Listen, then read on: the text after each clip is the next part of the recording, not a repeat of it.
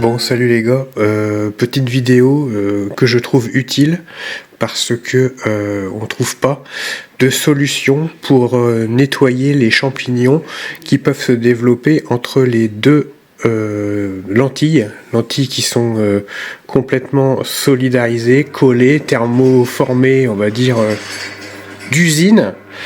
Impossible d'atteindre le milieu pour pouvoir nettoyer les champignons. Donc j'ai trouvé la solution qui fait chier Lumix, ça c'est sûr, ça va vraiment les faire chier parce que ils m'ont fait un devis, 700 € pour pouvoir me changer l'objectif complet de mon FZ2000 Lumix Panasonic.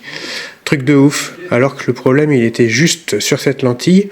Ils voulaient me changer le zoom complet, démonter le boîtier, facturer des heures de travail pour un simple nettoyage. Alors la solution que j'ai trouvée, et visiblement il n'y en a pas, personne n'a réussi encore sur ce type d'appareil bridge, tout le monde revendent leur matos avec des champignons à l'intérieur et puis ils changent tout simplement, ou ceux qui n'ont vraiment pas peur de dépenser de l'argent, ils claquent 800 € dans un changement d'objectif complet. Parce que je rappelle, Panasonic ne veut pas juste changer cette simple lentille. Panasonic Lumix France, vous savez. Alors, la solution c'est ça. Vous vous équipez d'un Dremel classique de la marque Dremel, voilà. Vous calez à hauteur votre lentille, vous prenez un support quelconque. Bref, il faut que votre Dremel il arrive à hauteur de la lentille. À vous de vous débrouiller pour pouvoir tomber ici, sur le côté. Vous voyez, j'ai fait une ouverture au Dremel, sans abîmer le verre, bien entendu, très finement, en observant à l'intérieur le moment où ça perfore. Ensuite, vous allez à votre atelier, où vous prenez un aérosol d'air neutre. Bon, moi j'ai été au compresseur, j'ai soufflé les particules de poussière, forcément, qui se sont mis dedans. Ensuite, ce que j'ai fait, c'est j'ai acheté de l'alcool isopropanol, donc c'est un alcool spécial à évaporation, on va dire assez rapide. J'en ai mis dedans à l'aide d'une seringue. J'ai bouché que mon doigt, j'ai secoué. J'ai secoué, j'ai vidé, j'ai fait ça plusieurs fois de façon à retirer un maximum de solide. Et quand vous avez fait ça, vous découpez des lamelles ensuite. Des lamelles dans des... Je vous montre.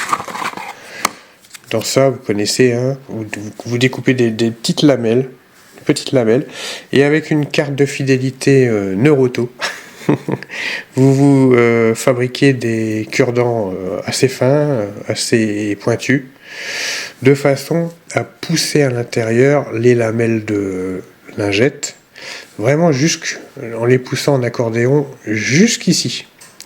Et puis après, vous tirez en mettant une pression sur les deux carreaux, un extérieur, hop, vous retirez tout, vous reprenez une nouvelle lingette propre, vous renouvelez l'opération mais en mettant une pression de l'autre côté du carreau, de façon à essuyer les deux côtés du verre, concave, convexe.